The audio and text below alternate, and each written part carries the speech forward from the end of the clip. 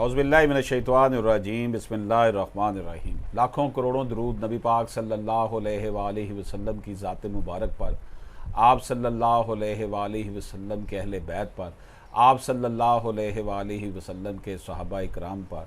नाज़रीन कराम, आज की गुफ्तगू शुरू करने से पहले आपसे दरख्वास्त है कि अगर आपने अभी तक हमारा यूट्यूब चैनल सब्सक्राइब नहीं किया तो इसे सब्सक्राइब फरमा लें, बेल आइकन को क्लिक कर लें, क्योंकि उर्दू ज़बान में कानून से आगाही के हवाले से हमारी हज़ारों वीडियोस जो हैं वो इस वक्त हमने अपलोड की हुई हैं, वो आप तक बर वक्त पहुँचती रहें। नाज़रीन, सुप्रीम कोर्ट ऑफ पाकिस्तान का लेटेस्ट फैसला, commissioner Rawalpindi province of the Punjab, commissioner Rawalpindi oblique province of the Punjab वगैरह वर्सेस नसीर अहमद वगैरह, ये सिविल पिटिशन नंबर 1441 टू 1449/2021 है। 1441 से लेके 1449 तक ये पिटिशंस इकट्ठी की गई हैं, सिविल पिटिशंस। जस्टिस उमर ताब बंदयाल, जस्टिस सैयद मंसूर अली शाह और जस्टिस आयशा मलक ने इस केस को सुना। इसमें जो इशू उठाया गया वो ये है कि whether the direct district collector has lawful authority to issue an addendum to a notification already issued under section 4 of the Land Acquisition Act 1894। 1894 के लैंड एक्विजिशन एक्ट के तहत जो अगर डिस्ट्रिक्ट कलेक्टर ने पहले से जारी करदा कोई नोटिफिकेशन हो, उसमें कोई अडेंडम कर सकता है, कोई इजाफा कर सकता है। ये इशू है जिसका हम जवाब इस गुफ्तगू में ढूंढेंगे, जो कि अब सुप्रीम कोर्ट का फैसला मैं आपको पढ़ के सुनाने लगा हूँ। The act neither provides for nor prohibits issuance of an addendum to a notification already issued under section 4 of the act. कि जो ये कानून है, ना तो उसमें कमी ना इसमें इजाफे के मतलब कुछ भी नहीं बताता, रोकने के मतलब ये रोकता नहीं है कि इसमें कमी बेशी ना की जाए।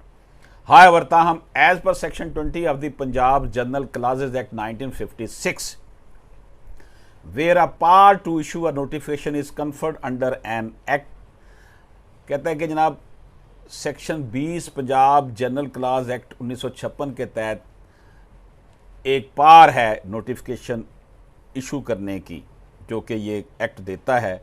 Then the power includes a power exercisable in the like manner and subject to the like sanctions and conditions, if any, to add, to amend, vary or rescind any such notification so issued।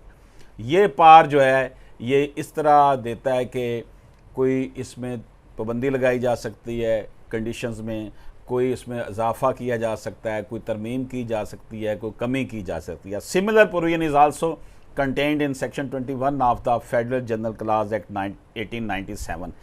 Same इसी तरह की provision जो है वो section 21 federal general clause act 1887 में भी है।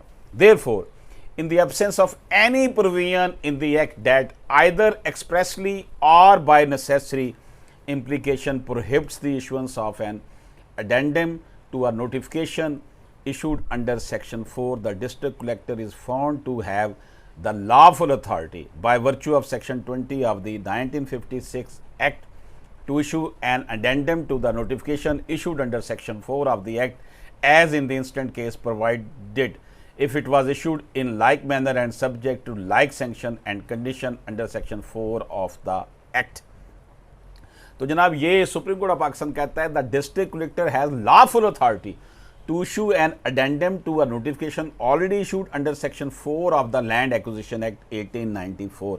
1894 के लैंड एक्विजिशन एक्ट के सेक्शन 4 के मुताबिक डिस्ट्रिक्ट कलेक्टर की जो है ना वो दी कमिश्नर के पास ही होती है, लेकिन कमिश्नर ने अपनी अथॉरिटी ADCR को दी होती है, एडिशनल कमिश्नर रेवेन्यू। बहरहाल जो भी डिस्ट्रिक्ट कलेक्टर है वो उसके पास ये अथॉरिटी है कि जो पहले से जारी करदा कोई नोटिफिकेशन है तो उसमें वो इजाफा भी कर सकता है, तरमीम भी कर सकता है, कमी भी कर सकता है, पेशी भी कर सकता है। तो नाज़रीन कराम, ये थी जजमेंट जो Ashraf Asmi advocate official YouTube channel पर आपकी खिदमत में पेश की गई। इजाज़त दीजिए, अल्लाह हाफ़िज़।